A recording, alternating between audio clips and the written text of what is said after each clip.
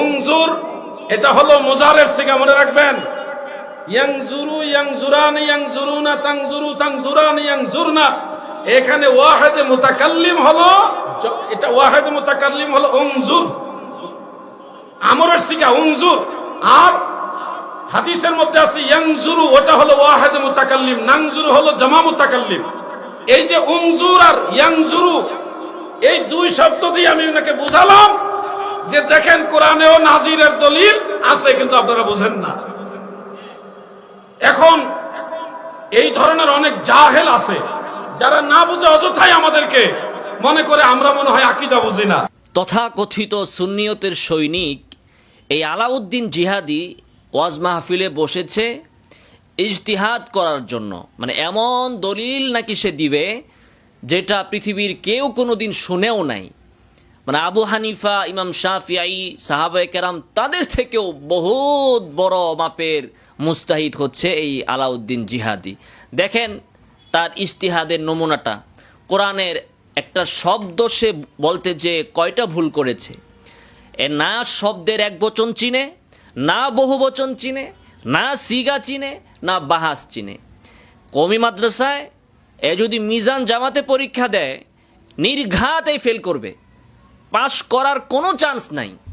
আর এই ধরনের অযোগ্য ব্যক্তিদেরকে তথাকথিত সুন্নিরা লাখ লাখ টাকা দিয়ে ওয়াজ মাহফিলে নিয়ে যাচ্ছে মাহফিল করানোর জন্য।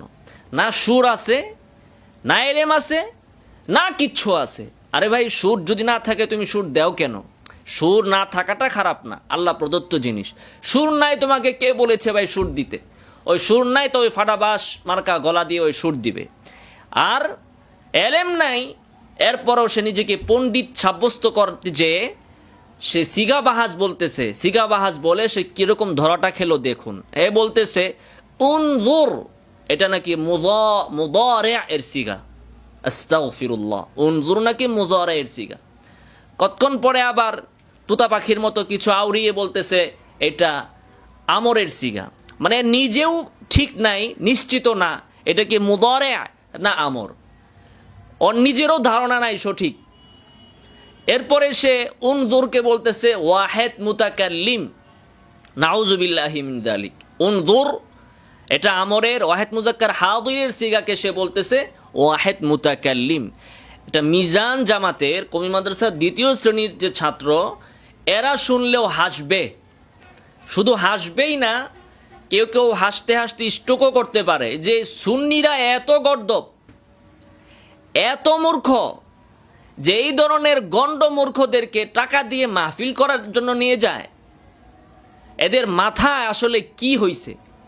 এরপরে সে বলতেছে ইয়ানজুরু, এটা ওয়াহেদ মুতাকাল্লিমের সিগা, নানজুরু জমা মুতাকাল্লিমের সিগা। ইয়ানজুরু নাকি ওয়াহেদ মুতাকাল্লিমের সিগা। শব্দ একটা পাইছে ওয়াহেদ মুতাকাল্লিম, সিগা যেটাই বলে বইলা দে ওয়াহেদ মুতাকাল্লিম, শব্দ যেটাই বলে বইলা দে ওয়াহেদ মুতাকাল্লিম। এছাড়াও মনে হয় কোনো সিগার শব্দ জানে না। তো এই হচ্ছে সুন্নিয়তের বিশাল বড় মুজতাহিদের অবস্থা।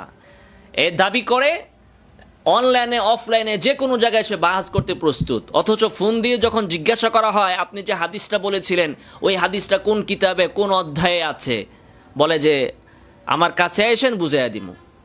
মানে ফোনে হাদিস নাম্বারটাও সে বলতে জানে না। ফোনে বগর বগর করতে পারে, চিল্লাইতে পারে, বকাদকা করতে পারে, কিন্তু এক সেকেন্ডে শুধু বলবে যে এটা এত নম্বর হাদিস বা এত অধ্যায়ের হাদিস বা অমুক অধ্যায়ে আছে, এই কথাটাও সে বলার মতো সাহস রাখে না। অতএব সুন্নি ভাইয়েরা, আপনারা কাদের পিছনে ছুটছেন? কোন জাহেলদের পিছনে, মূর্খদের পিছনে ছুটছেন আপনারা? আপনাদের দুনিয়া আখেরাত সবই বরবাদ। টাকা পয়সাও বরবাদ করতেছেন, সময়ও বরবাদ করতেছেন, ইমানও বরবাদ করতেছেন, আমলও বরবাদ করতেছেন। এবারটা সিগা জানে না, বাহাস জানে না। উনজুর শব্দ থেকে রাসূল সাল্লাল্লাহু আলাইহি ওয়াসাল্লামকে হাজির নাজির প্রমাণিত করে। কত বড় পণ্ডিত হয়ে গেছে। সাহাবীরা উনজুর থেকে হাজির নাজির বুঝলো না, তাবেঈরা বুঝলো না, আবু হানিফা বুঝলো না, 1400 বছর যাবৎ কেউ বুঝলো না। এই সিগা জানে না, বাহাস জানে না, উনজুর থেকে রাসূলকে নাজির জেনে গেছে। আল্লাহ সুবহানাহু ওয়া তাআলা এই ধরনের ব্যাককল মূর্খ থেকে আমাদেরকে হেফাজত করুন। আমিন ওয়া আখিরু দাওয়ানা আলহামদুলিল্লাহি রাব্বিল আলামিন।